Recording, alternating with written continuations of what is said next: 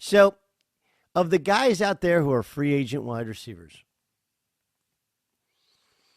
Odell Beckham Jr., without any question, is the biggest name. Now, I don't know what he's going to look like in an NFL uniform. Remember, there was a ton of hype about him in the middle to the end of the season. The thought was he was going to sign with the Dallas Cowboys or somebody, and then he wasn't actually cleared to play. Then after the year, after, remember, parading kind of around the league throughout the season, including showing up at the Rams' victory celebration and ring ceremony for their first game, but he was at other games as well. He kind of had like a Where's Waldo sort of thing. Like, what's Odell Beckham Jr. doing here?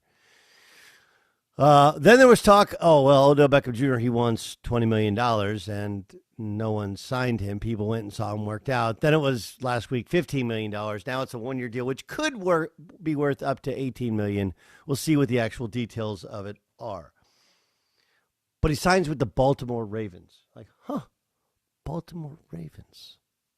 Wait, is Lamar Jackson their quarterback or not their quarterback? And why would you do this? And I have a hypothesis. Okay, hypothesis is not a theory. I mean, it's one of the few things that I picked up from elementary school that I remember. Right, theory is something that's been proven over time. And Dan Beyer, here's the hypothesis. All right. The hypothesis is the Ravens are trying as hard as they can to, one, do it their way and change this entire narrative of, the Ravens haven't surrounded him with good enough players. Now, you and I have discussed this on my show before, which is like, look, you can say whatever you want about how much they should pay him and how many years guaranteed and how they handled it. I believe, Rashad Bateman going back to 2021, drafted as a wide receiver in the first round. In 2020, second round, J.K. Dobbins. Now, he got hurt, but J.K. Dobbins, a great pass-catching running back. You look at Marquise Brown the year before, first-round draft pick. They even took Miles Boykin in the third round. And this is after drafting Lamar Jackson in the first round, surrounding him with Mark Andrews, and, of course, they've since parted companies with Hayden Hurst. The point is that they're trying to say, look, we've given him everything, and we've given him a 3-year guaranteed contract at the same type of money of all the elite quarterbacks in the NFL. Lamar Jackson not wanting to play for us is a Lamar Jackson decision, not a Ravens decision. So like OBJ apparently FaceTime with Lamar Jackson, and I do think that people are like, well, he wouldn't have signed there. Lamar Jackson, like Odell Beckham Jr. just trying to get paid, man. He didn't care. But I think this shifts a lot of the power to the hand of the Ravens, which is, hey, look, man, you're still under contract with us for $32 million and change. We'd still like to re-sign you long term. We're surrounding you. You still have Andrews, Dobbins. You still have Rashad Bateman. Now you have Odell Beckham Jr. You're going to have Ronnie Stanley back, who's been hurt at left tackle, who we paid more than anybody else. We've given you everything. All you got to do is come here and play, and we'll give you a gigantic 3-year guaranteed contract. I think it's about power and control, and the Ravens tried to retake it with the move yesterday. Yeah, I think it's optics, because I don't know why you would give Odell Beckham Jr. $15 million guaranteed coming off of his second ACL surgery. I think you could ask Lamar Jackson and say, would you rather have this $15 million that we were going to give you, or should we use that to go sign Odell Beckham Jr.? I don't think the situation with Lamar changes either. To your point of where this is, it seems like it's almost window dressing in a way, of looking to your point of saying, hey, we've done everything that we can. He just brought in a free agent wide receiver again that is coming off of his second knee surgery, couldn't play at the end of last year despite being rumored everywhere, and then on top of that, didn't really get a discount on it. It's the only thing that it can be. I don't. He's not the missing piece between the Ravens and a Super Bowl or an AFC Championship game. So what's the actual value in it? No, that's a great way to look at it. It's almost like, I'm trying to think. It's like getting a name brand car that's a used car. You're like, hey man, got you a Lexus. Like, it's a 2008, right? Like the Bluetooth this is like first gen Bluetooth, and OBJ to call him first gen Bluetooth would be unfair. It's more like a 2018 or 2017.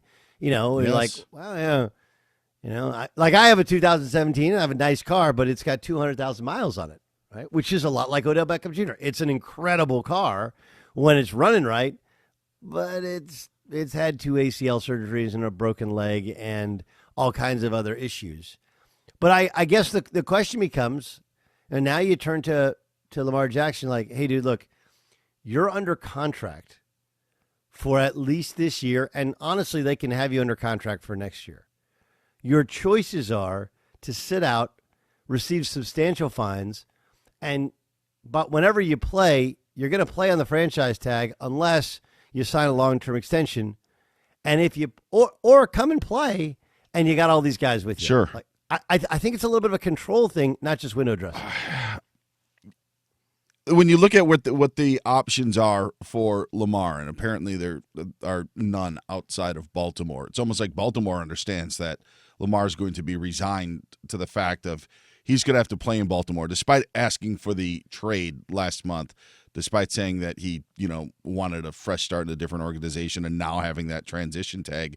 It is all right, how do we then make this work? Like, that could be the other just aspect of it, of he's going to end up having to come back because there is no way anybody is going to offer him an offer sheet. It's just not going to happen. Maybe they tested the waters and decided, all right, that's the case, and then they'll try to figure this all out at the end of next season, in making the best case scenario to make it work for at least next season. I think that's the best case scenario for the Ravens. I just like this whole meeting with the Jets that OBJ had scheduled for today, where I think you could make an argument of why do the Jets need him. You brought in Alan Lazard, you brought in Mecole Hardman, you have Breece Hall coming back from his ACL, and Garrett Wilson's your number one target.